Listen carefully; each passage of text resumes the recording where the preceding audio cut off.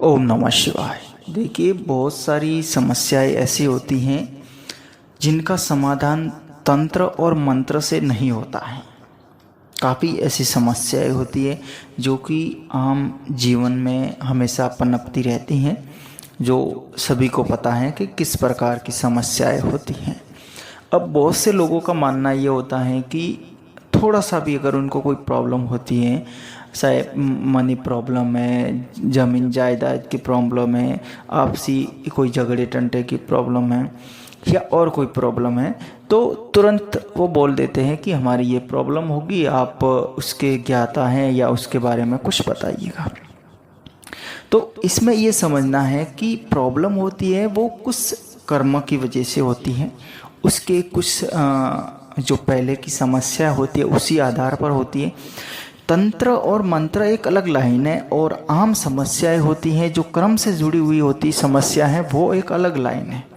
इस बात को आप समझना ध्यान से कि तंत्र मंत्र से तो वो समस्या का समाधान किया जाता है कि जो आप कहीं से निकल रहे और आपको कुछ ऐसी तंत्र से संबंधित, किसी शक्तियों से संबंधित कोई प्रॉब्लम हो गई, तो उसमें तंत्र मंत्र का सहारा लिया जाता है। या किसी को कुछ कार्य है, उसके लिए अगर वो नहीं बन रहा है तो उसमें क्या होता है कि वो भी 100% उसमें समाधान नहीं होता है, क्योंकि वो भी कर्म के आधार पर नहीं बनता है।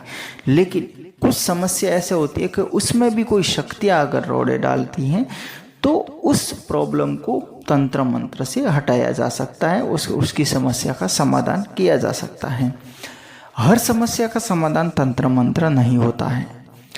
अगर कोई इंसान कहता है कि मैं गरीब हूँ, जन्म से ही गरीब हूँ, या मेरे माँ बाप अमीर थे और मैं गरीब हूँ, तो आप तंत्र मंत्र या ऐसी कोई बता दीजिए जिससे मैं अमीर हो जाऊँ, मुझे पैसे मिल जाए, तो ये एक प्रॉब्लम अलग होगी।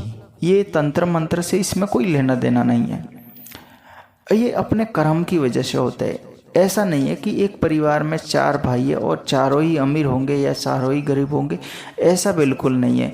एक अमीर है तो दूसरा गरीब होगा, तीसरा मध्यम श्रेणी का होगा, चौथा और किसी श्रेणी का होगा। इस प्रकार से ये समस्याएं होती है और हर इंसान की जो रूह होती है, आत्मा होती है, वो अलग अलग होती है। कोई भी ज़रूरी नहीं है कि आज के समय में 4 भाई है, वो पिछले जन्म में भी 4 भाई थे, वो नहीं है। वो कोई और है, वो कोई मित्र हो सकते हैं, वो कोई सगे संबंधी हो सकते हैं, वो कोई भाई बहन के रूप में भी पहले हो सके होंगे, वो किसी और रिश्ते में हो सके होंगे, या वो कोई अनजान भी हो सकते हैं। इसलिए ऐसी जो समस्याएं होती है वो कर्म से जुड़ी हुई होती हैं। आपने पिछले जन्म में ऐसा आपके पास में कोई धन था जिसके समय से आपने उस धन की वैल्यू नहीं की थी, और उस धन को या तो आपने किसी को ऐसे ही बांट दिया था, बिना कारणवश आपने उसको ऐसे ही उड़ाया था, या उस धन को आपने कहीं ज़मीन में गड़ के रख दिया था जिस पर आपने कभी ध्यान नहीं दिया, और आपकी मृत्यु होने के बाद में भी वो उसी ज़मीन में वो खजाना रह गया। तो ऐसी समस्या होती हैं जिसकी वजह से इस जन्म में धन की समस्या होती है, ये भी प्रॉब्लम होती है। या फिर ऐसी है कि आपके पास में धन था लेकिन आपके पास किसी ने मांगा था और आपने उसकी मदद नहीं की थी। वो कोई ऐसी दिव्य आत्मा थी जिसकी आपने मदद नहीं की थी, तो हो सकता है उसका श्राप आपको लग गया कि आपके पास होते हुए भी आपने मेरी मदद नहीं की, तो आपके भी ये धन है जो काम में नहीं आएगा, या जो भी आपके पास में धन दौलत है वो आपके भी काम नहीं आएगी। तो ये एक जो कर्म से जुड़ी हुई प्रॉब्लम होती है, उसमें जो आम लोग होते हैं उसमें तंत्र मंत्र का कोई भी कार्य होता है वो समाधान नहीं कर सकता है।